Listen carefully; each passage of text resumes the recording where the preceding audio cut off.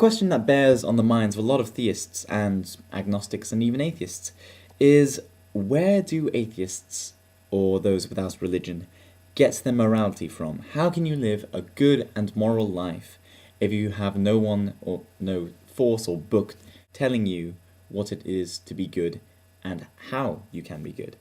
Well, I will freely admit, that atheists and humanists and agnostics have a slightly harder task set out for them than theists. I mean, well, to be fair, we can't just refer to God and say, well, what is good? God is good. How should we be good? Well, let's do what he tells us. Yeah, it is slightly harder than that, I will admit. Now, the study of morality, as I'm sure you all know, is called ethics. And when we talk about ethics, there are three types of ethics we can talk about. There are descriptive ethics. Now, this is really the domain of anthropologists, sociologists, that kind of person. It's not saying what is good and how we should live our lives. It's simply saying this is what people do and these are ethical systems that exist around the world. Now, on the next level up, there is normative ethics. These are theories developed by philosophers and theologians telling us how we should live our lives. These theories, they fix on something as good, they call something good, and then they build up from that. They say, okay, this is good, and logically we can follow on to this, this, and this, and you come out with a set of rules or a process, and by that you can dictate how to live your life. It is worth noting that there's a level even higher up than that, the third level, which is called meta-ethics. Now, this is the study of the actual meaning of ethical statements. What do we mean when we say something is good? What actually is good? How can we define it? I'm not going to go into that now because that would get a bit long in this video. So I'm going to stick now to normative ethics. It's very easy, I think you'll find, for an atheist, without thinking too hard about this, to come to some idea of what is good without being too controversial.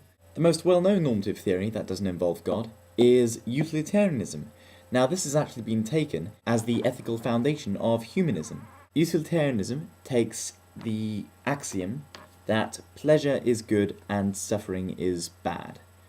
Pleasure is to be maximized and suffering is to be avoided. Now, from that, you can either make a set of rules which will maximize the most amount of pleasure for a society, or you can create a process which means that every time you go into a situation, you choose the path, you choose the option that maximizes pleasure and minimizes suffering. Instantly there, you have what seems to be a very valid, very attractive ethical system, which does not involve God whatsoever. Very important. It's really hard to disagree with someone who says that suffering is bad, isn't it? And equally hard to disagree with someone who says that pleasure is good. Surely if you're living your life wanting to give the most amount of pleasure to society and minimize the amount of suffering that you see around you, then can you really be called a bad person? This is only one example of a non-religious ethical theory. There are tons of them. There are rights-based theories. There are consequentialist theories. There are deontological theories.